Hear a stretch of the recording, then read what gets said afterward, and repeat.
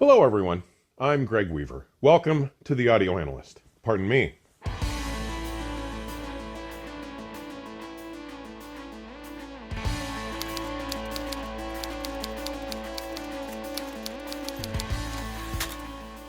So, despite the clearly flawed, yet somehow nearly universal acceptance that any recording made of an audio system being played back at an audio show, in a showroom, or even in a private installation like mine here, that has been uploaded to any social media or streaming platform can somehow faithfully render and recreate how that system actually sounded, I've decided to do what it takes to comply with the many requests I've had from viewers to just turn my chair around and play my system for you. I know, it's taken a long time. Now, for those of you who may not be familiar with the inherent flaws of such recordings, as a recently retired computer engineer and analyst with certifications from both Microsoft and Apple, someone who has been in the computing world since and who started programming in 1971, I truly wish people had a clearer understanding of what they are really hearing when they listen to any recording posted on YouTube or any other media platform. You must understand that what you are actually hearing, at best, is the combination of the signature of the recording microphone or microphones, which are typically small and very affordable capsule mics attached to the camcorder or other video recorder the documentarian is using.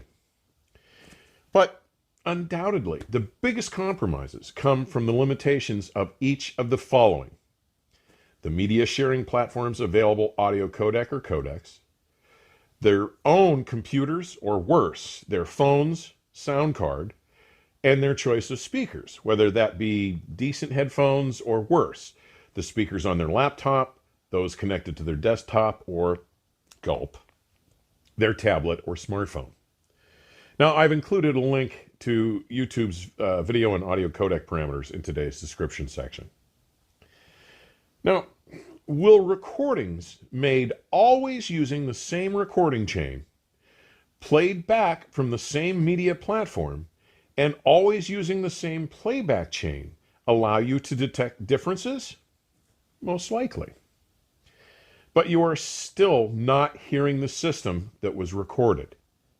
By that I mean there is virtually zero fidelity to the acoustic envelope that the original equipment created in the room in which the recording was captured. Any differences you perceive are still not directly indicative of the actual soundscape created by the system that was recorded. You are still hearing the limitations imposed by the entire recording and playback chain, period. Now, in the first part of that last statement, recordings made always using the same recording chain, reveals another considerable concern, especially across different channels, as each YouTuber uses their own unique gear and often may not use the same gear from recording to recording. Now, it's not that I'm completely opposed to recording a system for people to hear in a video. In fact, both my existing vintage audio episodes, episodes 39 and 52, and my Kronos Discovery Turntable launch episode, episode 56, include such recordings.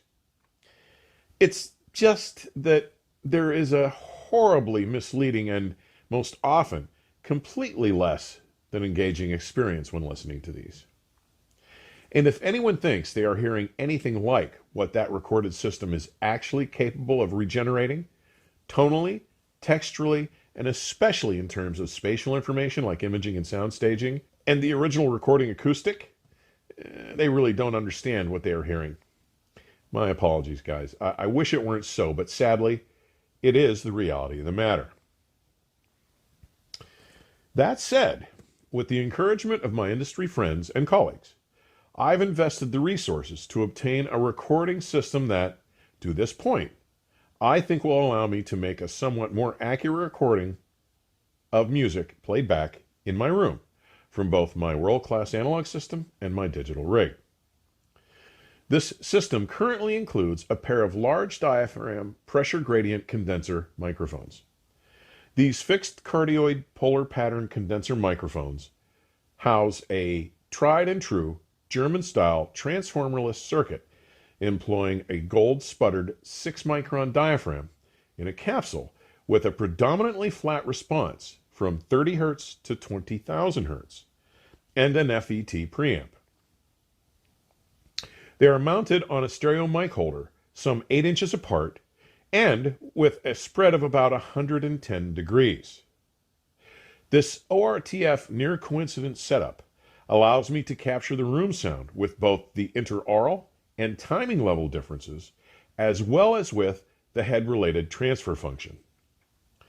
Now, the microphone's signal is sent via a pair of 10-foot Mogami Core Plus microphone cables to a 2-channel dual preamplifier USB analog to digital interface that records at up to 24-bit 96 kHz to afford the ability to record in a professional standard digital resolution.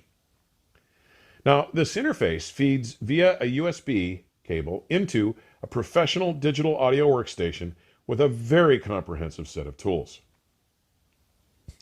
And to be honest, the last 2 weeks as I've dived into learning how to most effectively use this complex DAW have been challenging and, if I'm honest, pretty frustrating.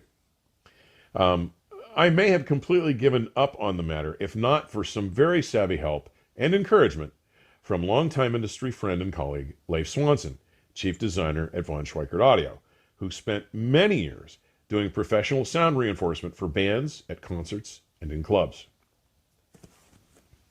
Now today I'm sharing 2 recordings made in my room. Both were made at 24-bit 48 kHz. The one embedded in this video that you're about to see is about the first 4 minutes of the track It Could Happen to You from the 2014 Dimitri Matheny CD release, Sagebrush Rebellion, released on Papillon Recordings, PRCD 024, and Blueport Jazz, BPJ 024. Now, it is a live recording made at Dizzy's in San Diego, a club I've had the pleasure of visiting about a dozen times. Now, aside from Dimitri Matheny on flugelhorn, Nick Mason on piano, not the drummer from Pink Floyd, and Justin Grinnell on bass, I know the drummer, Duncan Moore, and have heard him play live many times and at several different halls. Now, this playback was from the CD ripped to my music server using the i5 Pro IDSD DAC. My Lampezator Baltic 3 was not set up for this playback, but don't panic. You will get to hear it sometime soon. Now, I've used this recording as the owner of Blueport Jazz and one of the most engaging, brilliant men you'll ever meet. My dear brother from another mother, Jim Murad, has granted me unrestricted use of any of the music in the published Blueport Jazz catalog. This means that I have no fear that YouTube will block or pull down this episode. Now, here's the track. 1, 2, 1, 2.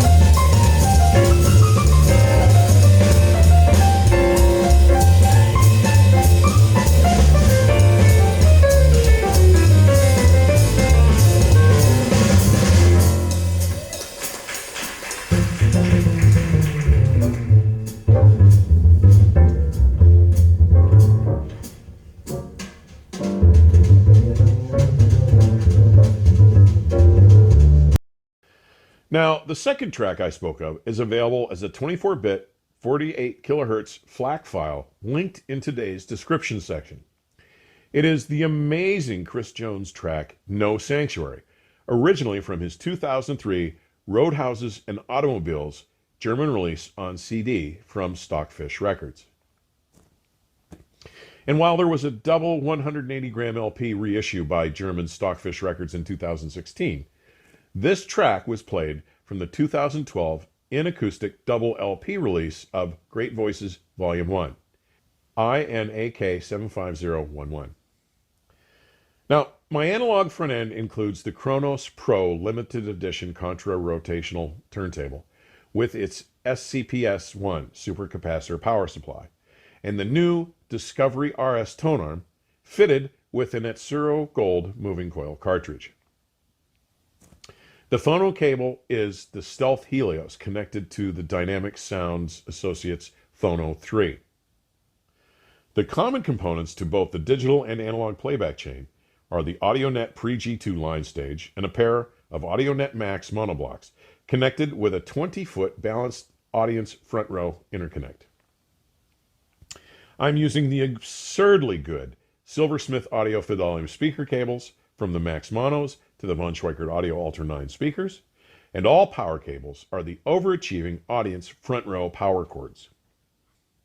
Now, to allow you to compare the notable difference in sound quality between the embedded It Could Happen to You track in this video with the original recording, I've also included a link to the 24-bit 48 kilohertz FLAC file along with the link to the Chris Jones No Sanctuary track in today's description section.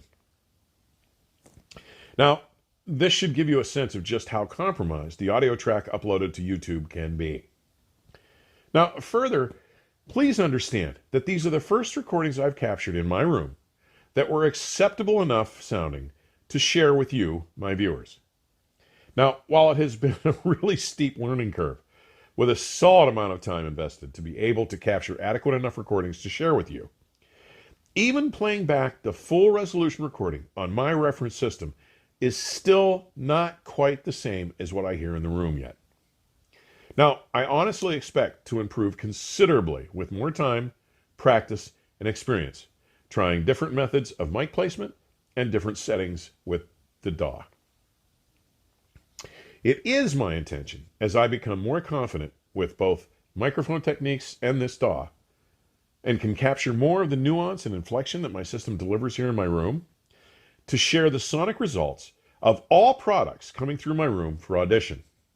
And I expect the first of those system recordings will be the full Valve Amplification Company's statement system, including the $80,000 statement phono stage, the $80,000 statement line stage, and the $150,000 a pair statement 452 IQ monoblock mono amplifiers, which have just arrived and are sitting in my garage awaiting the Herculean task of getting all 600 odd pounds of this electronic nirvana down the stairs and into my music room.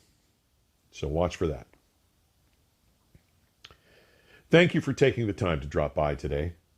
Please click the subscribe and notify buttons if you haven't already. Be sure to share your comments and questions.